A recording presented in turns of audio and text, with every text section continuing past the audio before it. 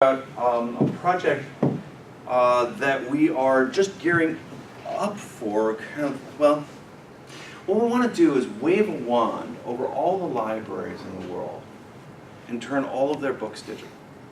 We want to make it so that if you're a patron of a library, and you can go check out the physical book if you want to, but you can also check out the digital book. You basically take it so that there's every book, and I'm going to try to make this VR here, and then there's a digital one right next to it, and you can basically, you can choose. Right. So this is, the idea is to try to deal with the problem that Google had trouble getting all the way through with, of trying to get sort of the Library of Alexandria version 2 built. So that's the idea, and we're gearing into this project, so I thought I'd tell you about it and get your comments. Brewster Kahle, under this Internet Archive, nonprofit digital library. The idea is to bring universal access to all knowledge. Can we make it so that everyone can have access to everything ever published? All the books, music, video, web pages, software, anything ever published, can we do that? Technologically, absolutely. Absolutely. But this was the vision of the internet that I signed on to try to make happen. And by 1996, we were sort of getting the publishing going well enough, all that stuff was going well enough, I could start to build the library. And it's 2017 and we're still not there yet, so why not? And some of it's copyright issues, some of it's the libraries are busy. There's unclear exactly what the path is, what roles do institutions play, money issues, but we're not there yet. Right? I mean, there's lots of stuff on the web, but if you know about something specifically, it's often not there, right? Or it's kind of thin in most areas, right? There's a WIKIPEDIA page on everything, but the debates aren't there, right? The depth isn't there. But we do have a lot of stuff in the Internet Archive we've been growing on. So we've got 90,000 software titles and a lot of moving images, and we got about 3 million ebooks. We've digitized about 3 million books, which is less than Google, but it's still a lot. And we have lots and lots of web pages. The idea is to try to collect all the web pages and make the Wayback Machine. We did this Wayback Machine, and we launched it. This is what a crappy website looked like in 2001 when we launched this, and our lawyer friend said bad things were going to rain down on us, right? Lawyers were going to hit us like frogs would just sort of into it. It would be bad because we are copying everyone else's stuff verbatim and putting it on our website. But it didn't happen. So that we're now 20 years later, and we've smartened up our user interface, and we're still alive and running, and so all good. So we've been encouraged towards taking this general idea of what a library is and moving it forward into the digital era. And we've now collected 30 petabytes of data that's accessed by about 4 or 5 million people every day, and so it's big. And I love this because it's just such a ridiculously large number. It's some relatively, some percentage of everything humans have produced. It's sort of the anti-entropy of humans ever is somewhat related to that number, which I think is kind of cool. But we're missing something. We're missing something big. We're missing about a century of books. The 19th century we got going pretty well. We're hoping that the 21st century is, it's kind of taking care of itself. But the 20th century, we don't have online, and it's a problem. So there's a lot that happened in that century. And it's not. Let me give you an example. This is a book that my partner, Wendy Hanamura, she was Japanese American. She just changed her life when she found this in a library. And it was the first time that when she realized that her parents and her grandparents, when they said they were in camp, that meant they had barbed wire, and they were in an internment camp. And she started to get an idea of what this was, and it was this book. Her kid is now in college, and he's taking a class on race and family, and it would be the perfect book for him. But alas, if it's not digital, it's as if it doesn't exist. So a book that was very important to her, unless she actually physically had it, it was very difficult to get a hold of. There is a copy in the open library, archive.org's open library site, and here's this cool book. So actually it is possible to have this stuff online. It's just within the zone of copyright, so it's another one of these sort of real problems. But it's this fabulous book that really communicated to her she wanted to bring it forward. 20th century is not something to forget, or we will be damned to repeat it. So this is the collections in the Internet Archive. So we're going great up to 1923. There's a blip. And then we're sort of in this sort of dark zone.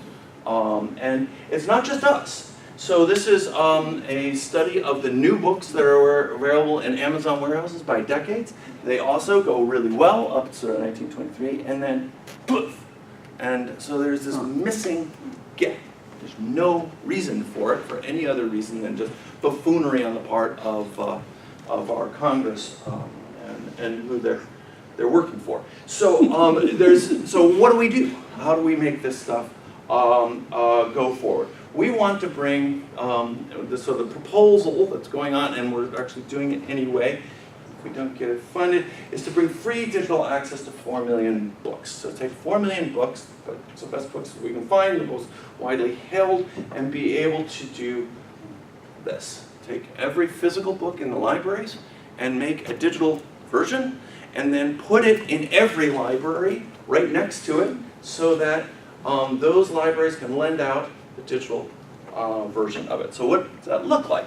It looks like a library, Red Hook, New York, awesome library. It's got 40,000 physical books, terrific. At the end of the day, it's got 40,000 books plus 40,000 ebooks that correspond to those books. So they understand and they know how to do this. The librarians would sort of be able to adapt. It's sort of library-like. We've actually been doing this now for the last 6 years, but based on our own collections of digitized books, 500,000 books. And we've also been working with other libraries like Boston Public Library. They digitize it, and we've been lending but one copy for the whole world. It's one copy for the whole world. And we now have waiting lists on some books, like 1984, that have 40, 50 people sort of on the waiting list, frustrated to not be able to get access because we only have one.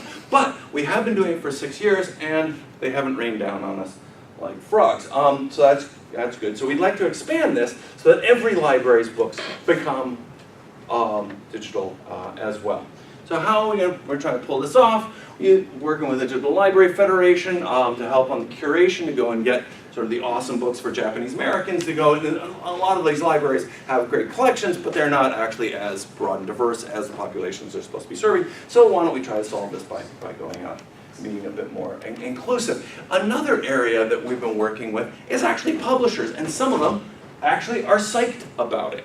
So MIT Press is the first one. We got actually a signature from that. Basically, if we digitize their books and hand them back to digital books, we can turn on all of the MIT Press books that are in all libraries, and we actually got a signature, so they're not going to rain down on us, but it's going to work out. Houghton Mifflin as well, and I'll go into it a little bit. We're working with some other folks to go and try to understand, are we doing the right thing. So what does this mean? There are 119,000 libraries in the United States. It's actually a really cool thing the United States has done. It is almost impossible to go to a tiny little town in America and not find a public library. It's actually pretty darn cool. Most of these libraries are school libraries, so that's why there's such a large number. But if you take sort of public libraries, there are a lot fewer.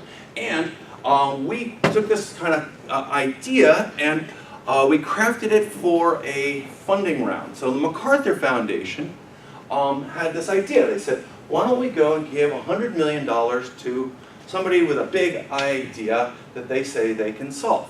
So if you offer $100 million, an awful lot of people think they have a problem that they could really use getting paid that for. And in fact, there were 7,000 registrants, 1,900 complete proposals, 800 valid, like everything was there, and there are 8 semifinalists, and I'd like to say, we're one of the 8! We are competing against people that want to solve river blindness, or they want to go and cure cataracts in several countries, or they want to go and make it so there are no more orphanages because you don't have orphans anymore.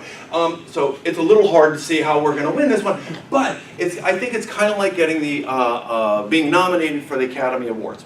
if you have this kind of credential, this kind of blue blood credential, it helps, especially raining down the project. Also, to go and push through and get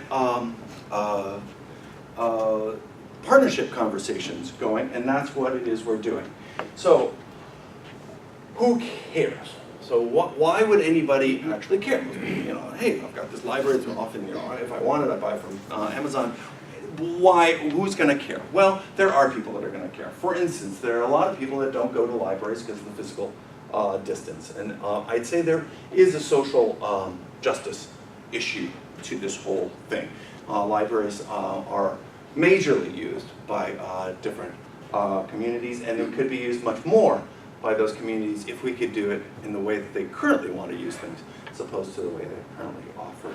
Also, other than, you know, instead of the sort of for-profit guys, we're libraries in general, and we're really psyched about reader privacy.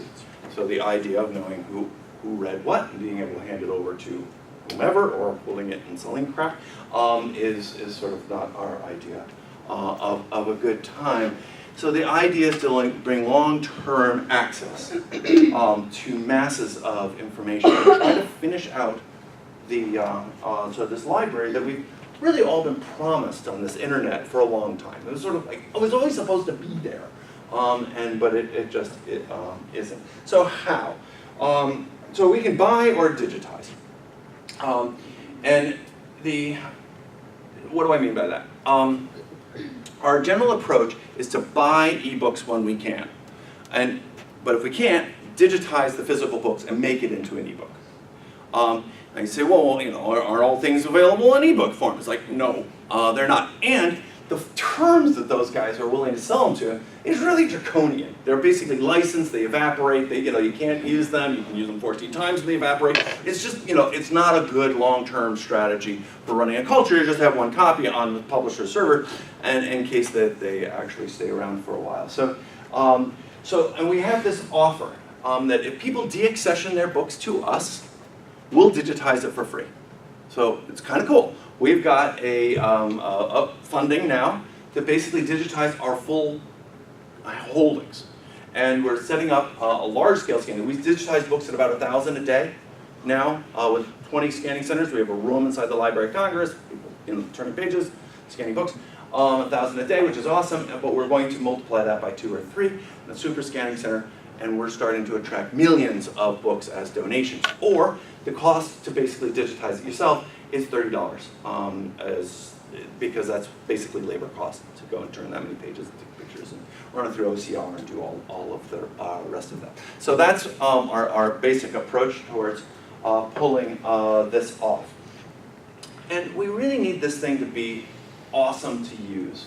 We need it so that people will want to go and read these things. And maybe that means making audiobooks out of them, or, you know, painting them on virtual walls. Whatever it is, we need to go and make it so that it paints in the way that people want to be able to read these amazing books that were designed for print, but for a new audience.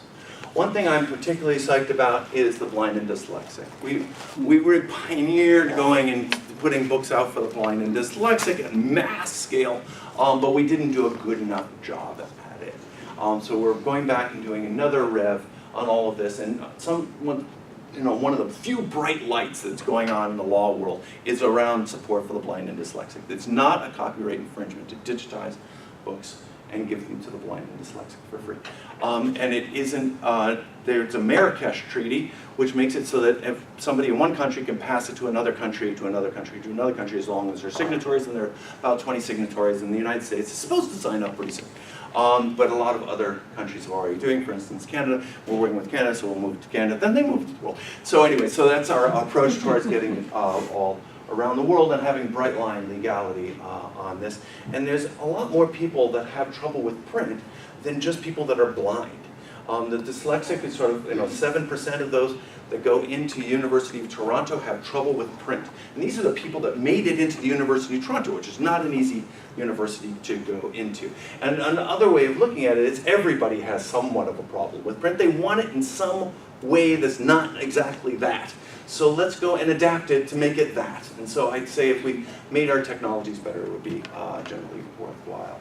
So we can improve accessibility and we need to go and improve the interoperability systems with our technology partners, which means going and taking the library catalogs and making it so that they're augmented reality with a little virtual book floating over the, or whatever. We have to basically make it so that these things are in people's way as they want to move it around. We've also decided to take Wikipedia and turn every footnote into blue link. Yeah.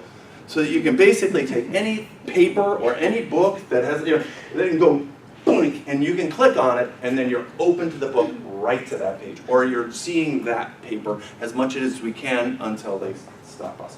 And so the idea is to basically make things come true. And so how do we do this? Well, we take these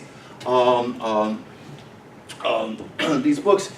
There's actually dollars and cents reasons why you'd want to do this. So physical books, if you have offsite storage and you try to retrieve a book from offsite storage, so it's the Northern Regional Library Facility that's in, which got me into it, so it's a very difficult place to get into. But anyway, there's this castle of books in Richmond that belongs to the University of California. It's $20 basically is the round trip cost of pulling it out and bringing it back. Interlibrary loan costs about $35. The total bill for interlibrary loan in 2012 was $300 million just inside the United States. So imagine if you had that as a digital book and you could loan it, bing, just like that. Hey, maybe we'd have $300 million to go and spend on other stuff other than interlibrary loan and postal fees. So that would be pretty awesome. So I don't know if we can go from 300 million to zero, but if we can bring it down a lot by having it all digital, that could be another approach altogether. So as I said, we've been doing this now for 7 years, and you should go to Open Library and try this thing out. Try checking out a book and using it on that site. What we're starting to prototype now is taking like the Mechanics Institute Library, which is an awesome institution over in San Francisco. It's one of the last subscription-based libraries. Oh, before Andrew Carnegie socialized the library system, and I love saying that, Andrew Carnegie socialized the library system. Really one of the most amazing capitalist, kind of screw you kind of guys, socialized the library system and made it part of everywhere. But before that, there were subscription-based libraries, and there are 14 or 21, depends on how you count, left in the United States, Mechanics Institute libraries on Post Street and worth visiting. They're great people, and so we wanted to go, this is my Photoshop, I wanted to have a button next to every book button that said, okay, you can have it as an e-book. So what happens, you can borrow it. This says that you can borrow it from the Boston Public Library, because that's where this book was digitized from, and it was their lawyers that said it was okay, and you can download it as PDF or you can return it, and that's all working. If it's already been checked out, then you can place a hold on and it sends you email. So all of it. So why do we think we can do this? Well, there are awesome people like Michelle Wu, who runs the Georgetown Law Library, and she's been writing papers on why this is a fair use. That the idea of not increasing the number of circulating copies, but having the same number of circulating copies, but we're just format shifting, is a fair use. And because we have this dangling, maybe we're going to get $100 million, we've been able to get a lot of top lawyers together and start to write about this as a positive thing. So that's awesome. As she would explain, copyright's always been a balancing act. It's sort of how do you go and make things work, and it's usually really high tension when there's a change in technology. So some of the biggies, there's player piano rolls, the Xerox machine, and now digital are sort of causes consternation, lots of money from the status quo people trying to get the Congress to go and reinforce their business models into the new world. So what we're trying to do is focus on temporary circulation, controlled duplication of books. So can we go and make that go? Well, they say it's a clear fair use, and even our buddies up in Canada are sort of helping out and willing to jump in. So the idea is to take libraries, make them digital. And I don't, oh, damn, gosh, okay, it's going, okay, I'm moving. So let's take this humble book from University of California, Northern Regional Library Facility, gardening in Southern California. It had been checked out 3 3 times during its life. But it's this completely cool, awesome book that's been sitting on the shelf, and it's now been circulated 2,000 times since we've digitized it. So there is new life, and so people actually might care. This is Paul Mashavo. He runs the LA Public Library system, and what he says is it can provide more equitable access to his patrons. It can be more people-oriented space, so you can reuse. He's trying to get space back in his libraries. And you see it happening. People want maker spaces, they want other things, but they don't want to lose the books. So how do we keep the books and get the space back? This is something that he's looking forward to, and he can save money. Another guy. This is a Wikipedian. Kahle Misquish. So he's a Native American, and he's been trying to basically help Wikipedia become a bit more balanced by going and doing an edit-a-thon with Wikipedians and taking, this is what it used to look like, conflict with Native Americans, and there's this, this is what happened in California. Obviously, there were lots of Indians killing settlers. Well, maybe, it may have happened, maybe. But you can go and edit it and start to go and put in other aspects of what happened and be able to cite it back to real scholarly literature that's not just written by the one guy that did it. We're also working with Mashmele. I know this is kind of a brutal picture. He's a friend of ours, and the idea is he's really, really smart and has been working on accessibility technology. If we can go and give him all this stuff to play with, and hopefully he can do better with it. And this is one of my faves is Susan Steinway. She works for Houghton Mifflin as an archivist, and she loves it because there are all of these books that they have one copy in the Boston Public Library. This is where they keep their archives, over 150 years of archives, and most of them are not in print anymore. And they wrote, not at our prompting, this statement, which I'm going to just read aloud. Accessibility to all published literature is possible when still protecting the rights of authors, illustrators, designers, and publishers. So the idea that we can come up, publishers even think so if we proceed right. If we make it feel like they're being taken advantage of, or we're going to go and make lots of money and fly around in our own private jets, or build monopolies, which is sort of all the problems that Google ran into, they're going to get pissed off and throw things at you. Hopefully they don't throw things at us. Probably the heart-rendering thing around the Internet Archive, there's Roxanne and her daughter, Eileen, and they, so Roxana works for the Internet Archive. Eileen comes by and does all of these projects and homework and stuff like that, because she hangs out with her mother. We did a book reading project with her, and we've been using this with her. She's relatively poor. She doesn't have a lot of books, but now she has access to millions of books. And the idea is to try to multiply that so that all sorts of people. So these are the people that we think can be served in fairly different ways in this type program. These are the to-dos. These are the calls to action. If you're a librarian, we want to make it, please work with us such that we take our books as they're coming online, and we've got 500,000 already, and integrate them and deliver them to your patrons. Publishers, let us digitize your backlist. Let's do it right. Let's do the whole damn thing. Let's make sure that there's a good copy, beautiful copy of everything. It's just not that expensive to do. If you're an ILS, this is the Integrated Library Systems vendors. Actually, the big one is called Innovative. It's in Emeryville. Let's go and make it so that as these books come up, it's woven right into the systems. Writers and editors, link your footnotes to eBooks. So how can we make it? I'd really like a PDF reader that basically goes and finds all the footnotes and turns those just automatically blue. So you read online, it just got better.